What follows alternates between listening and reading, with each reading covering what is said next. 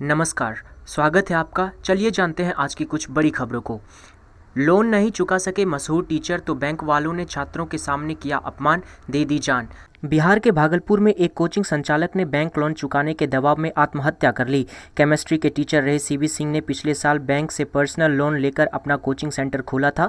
उसके बाद लॉकडाउन लगाने से पठन पाठन का कार्य बंद हो गया और उनकी आय रुक गई। इसके बाद पिछले दिनों बैंक कर्मियों ने छात्रों के सामने उन्हें अपमानित किया था और गाली गलौज भी की थी। बिहार में राजधानी पटना के बाद शिक्षा के दूसरे प्रमुख केंद्र भागलपुर में सीबी सिंह कम ही समय में एक अच्छे केमिस्ट्री टीचर के रूप में मशहूर हो गए थे।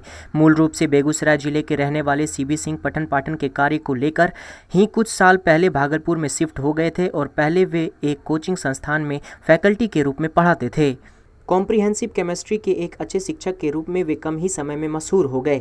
इसके बाद उन्होंने अपना कोचिंग खोलने की योजना बनाई और इसके लिए एक बैंक से पर्सनल लोन लेकर अपने आवास पर ही आवश्यक इंफ्रास्ट्रक्चर तैयार करवाकर कोचिंग खोला। लेकिन कोचिंग खोलने के कुछ ही समय बाद कोरोना महामारी की वजह से लॉकडाउन लग गया और कोचिंग बंद हो गया। हालांकि इस दौरान सरकार व रिजर्व बैंक के निर्देश पर बैंकों ने लोन चुकाने में छूट दे रखी थी। फिर भी सीवी सिंह समय पर अपने लोन की किस्त भरते रहे, पर लॉकडाउन अधिक लंबे समय तक खींचता चला गया और बाद में महीनों में उनकी बचत के पैसे खत्म हो गए और लोन चुकाने में वे असमर्थ हो गए। इसके बाद बैंक वाले इसके लिए लगातार उन पर कर्ज चुकाने का दबाव बनाते रहे। पिछले दिनों उनके छात्रों के सामने बैंक वालों ने उन्हें अपमानित किया था और गाली गलौज भी की थी। इससे वे बुरी तरह आहत थे। इसके बाद शुक्रवार 8 जनवरी 2021 को उन्होंने जहर खाकर आत्महत्या कर ली। मालूम हो कि 9 महीने के लॉकडाउन के बाद 4 जनवरी को कोचिंग संस्थानों को खोलने का आदेश दिया गया था। ऐसे में संस्थानों के गति पकड़ने और आय शुरू होने से पहले वे अतिरिक्त दबाव का सामना नहीं झेल पाए और अपनी जान दे दी। शुक्रवार दिन उन्होंने दूसरे कमरे में उस वक्त जहर खा लिया जब उनके 2 बच्चे व पत्नी अन्य कमरे में थे। उनके मुंह से झाग निकलता देख उनकी पत्नी ने इसकी जानकारी उनके मित्रों व बीएन कॉलेज में कार्यरत उनके भाई शशि सिंह को दे दी। लोग तुरंत घर पहुंचे और सीबी सिंह को लेकर भागलपुर मेडिकल कॉलेज अस्पताल गए, जहां करीब 5 घंटे तक उनका इलाज चला, पर शाम 5 बजे उनकी मौत हो गई। नीतीश कुमार ने अपने हाथों में ली स्मार्ट सिटी की कमान। पटना सहित भागलपुर शहरों में तेजी से होगा काम। प्रदेश सरकार ने पटना के साथ साथ प्रदेश के 4 शहरों को स्मार्ट सिटी के तौर पर विकसित करने की जिम्मेदारी खुद ले ली है। दरअसल ये चारों स्मार्ट सिटी के लिए गठित कंपनी के बोर्ड में अध्यक्ष पद से प्रमंडलीय आयुक्तों की छुट्टी कर दी गई है। अब नगर विकास एवं आवास विभाग के प्रधान सचिव चारों कंपनी के बोर्ड के अध्यक्ष होंगे। चारों शहरों को स्मार्ट सिटी के तौर पर विकसित करने के लिए 5 साल का समय सीमा तय है, लेकिन अवधि खत्म होने को है और चयनित योजनाएं जमीन पर नहीं उतरी हैं। इसके कारण से व्यवस्था में बदलाव किया गया है।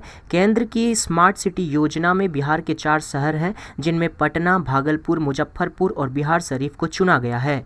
साल 2016 में भागलपुर स्मार्ट सिटी के रूप में चिन्हित हुआ था, जबकि साल 2017 में पटना और साल 2018 में बिहार शरीफ को चुना गया था। इसके बाद चारों कंपनियों के कार्यों के संचालन के लिए एसपीवी गठित हुई थी। हालांकि अभी तक एसपीवी के पदाधिकारियों के सारे पद भी नहीं भरे जा चुके हैं। खुद नगर विकास एवं आवास विभाग ने माना है कि चारों स्मार्ट सिटी योजनाओं को जमीन पर उतारने में बहुत पिछड़े हैं। राज्य कैबिनेट के विभाग के प्रधान सचिव को चारों स्मार्ट सिटी के बोर्ड का अध्यक्ष बनाए जाने के फैसले के बाद विभाग ने इसकी अधिसूचना जारी कर दी है। संयुक्त सचिव आनंद शर्मा ने इस अधिसूचना में साफ तौर पर कहा है कि भागलपुर का चयन हुए 4 साल से अधिक हो गए, लेकिन 2 महीने पहले केवल 2 योजनाओं पर काम शुरू हो पाया था।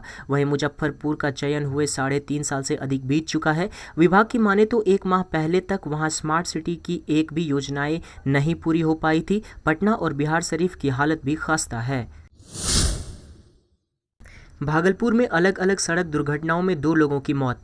भागलपुर जिले के अकबरनगर थाना क्षेत्र में शनिवार 2 अलग अलग जगहों पर हुई सड़क दुर्घटनाओं में एक बच्चा सहित 2 लोगों की मौत हो गई। श्री रामपुर गांव के समीप शनिवार को सुबह करीब 9 बजे ट्रैक्टर की ठोकर से एक बच्चा बुरी तरह जख्मी हो गया।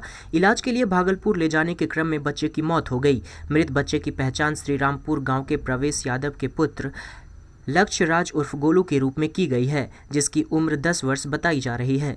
घटना के बाद परिजनों और आक्रोशित ग्रामीणों ने मुआवजे की मांग को लेकर सड़क मार्ग को करीब 4 घंटे तक जाम कर दिया। उधर घटना की सूचना मिलने के बाद पुलिस मौके पर पहुंची, लेकिन परिजन मुआवजे की मांग को लेकर सड़क पर डटे रहे। वहीं 5 घंटे के बाद बीडीओ नवल किशोर ठाकुर, सीओ शंभू शरण राय, थाना प्रभारी नवनीश कुमार मौके पर पहुंचे। साथ ही परिजनों से मुलाकात करते हुए उनके आवेदन लिया गया। इधर परिजनों को भी स्थानीय पुलिस ने शव को पोस्टमार्टम के लिए भेज दिया। दूसरी ओर अकबरनगर भागलपुर मुख्य मार्ग पर दुर्गा मंदिर परिसर में एक व्यक्ति को अज्ञात वाहन ने ठोकर मार दी। घटना के बाद इलाज के लिए ले जाने के दौरान रास्ते में ही उस व्यक्ति की मौत हो गई। मृतक की पहचान अकबरनगर बाजार निवासी सुजीत पासवान के रूप में हुई है। यहां भी परिजनों ने मुआवजे की मांग को लेकर मुख्य सड़क को करीब 4 घंटे तक जाम कर दिया। घटनास्थल पर बीडीओ व सीओ ने परिजनों से मुलाकात करते हुए ग्रामीणों को समझा बुझाकर शांत किया। इस मौके पर थाना प्रभारी नवनीश भी मौजूद थे। सीओ के आश्वासन व काफी समझाने के बाद परिजनों ने जाम हटाया। इस दौरान जिला परिषद के प्रतिनिधि सह प्रदेश महासचिव चक्रपाणी हिमांशु ने कार्यकर्ताओं से दोनों जगह पीड़ित परिवार से मुलाकात कर शोक संवेदना प्रकट किया। भागलपुर पुलिस ने 25,000 के इनामी अपराधी कुख्यात शबनम यादव को उसके 2 साथियों के साथ मुठभेड़ में पकड़ा। 25,000 के इनामी अपराधी कुख्यात शबनम यादव को पुलिस ने मुठभेड़ के बाद 2 साथियों के साथ दबोच लिया। एसटीएफ एवं नौगछिया पुलिस की संयुक्त कार्रवाई में यह सफलता मिली। शबनम भवानीपुर ओपी क्षेत्र के नारायणपुर गांव का निवासी है। गुरुवार की देर रात नदी थाना क्षेत्र के गढ़ैया दियारा से उसे गिरफ्तार किया गया। शबनम पिछले 10 साल से फरार चल रहा था। उसके साथ खगड़िया जिले के शेरबासा निवासी कुख्यात श्रवण यादव और वकील यादव को गिरफ्तार किया गया। बदमाशों के पास से 4 कट्टा 65 कारतूस, 6 खोखे, 5 मोबाइल एवं 20,000 नकदी बरामद किए गए। आपको बताते चले कि नौगछिया एसपी सुशांत कुमार सरोज ने प्रेस वार्ता में बताया कि गुप्त सूचना मिली कि अत्याधुनिक हथियार से लैस कुख्यात शबनम अपने 1 दर्जन गुर्गों के साथ दियारा में डेरा जमाए हुए है, किसी बड़ी घटना को अंजाम देने की फिराक में है। एसडीपीओ दिलीप कुमार के नेतृत्व में तत्काल टीम गठित कर दियारा में दबिश की गई। घना अंधेरे एवं कोहरे के बीच काफी कठिन रास्ते से होकर पुलिस दुर्गम इलाके में बदमाशों के ठिकाने तक पहुंची और घेराबंदी की गई। इसी बीच पुलिस के आने की भनक बदमाशों को लग गई। बदमाशों ने ताबड़तोड़ गोलियां बरसानी शुरू कर दी। पुलिस ने भी आत्मरक्षा के लिए 1 दर्जन गोली चलाई, जिसके बाद कुख्यात शबनम और उसके 2 गुर्गों को दबोच लिया गया। उसके बाकी साथी अंधेरे का फायदा उठाकर फरार हो गए। गिरफ्तार बदमाशों पर नदी थाना में सुसंगत धाराओं के तहत केस दर्ज किया जाएगा।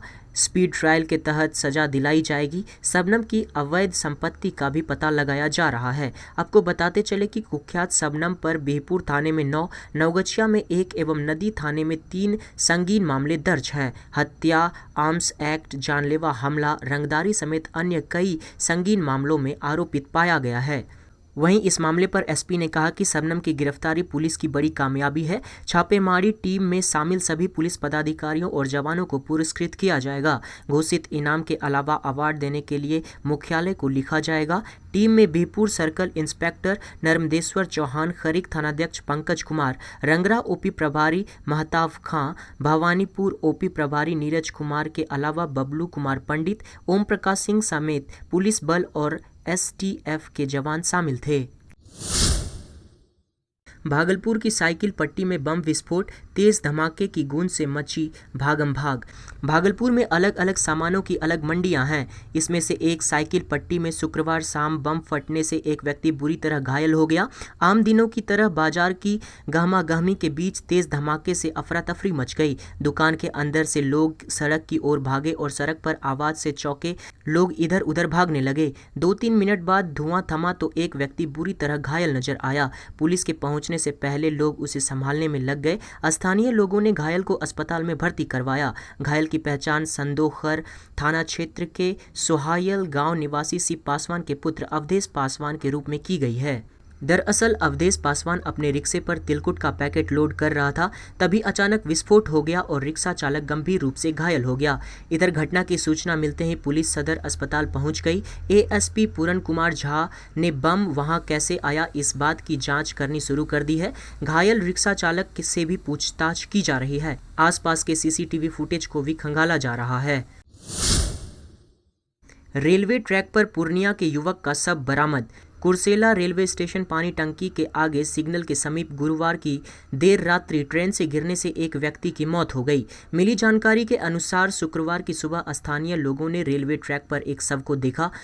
आरपीएफ के जवान ने बताया कि रात्रि लगभग 1:30 बजे ट्रैकमैन द्वारा सूचना मिली थी कि एक व्यक्ति का रन ओवर हुआ है। इसकी सूचना नवगछिया रेलवे पुलिस को दी गई। सूचना पर नवगछिया रेलवे पुलिस के पदाधिकारी अमरेंद्र शर्मा रेलवे पुलिस के साथ घटनास्थल पर पहुंचकर शव की शिनाख्त में जुट गए।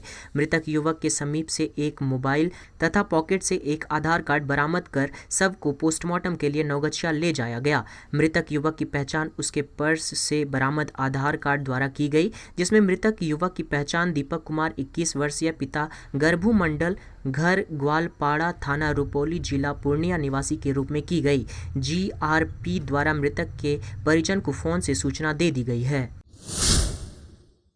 तो आज के इस न्यूज़ बुलेटिन में फ़िलहाल इतना ही। अगर आपको हमारा न्यूज़ बुलेटिन पसंद आया तो आप हमारे चैनल से जुड़ने के लिए हमको सब्सक्राइब जरूर करें। तो आज के इस न्यूज़ बुलेटिन में बस इतना ही। आपका दिन शुभ हो। धन्यवाद।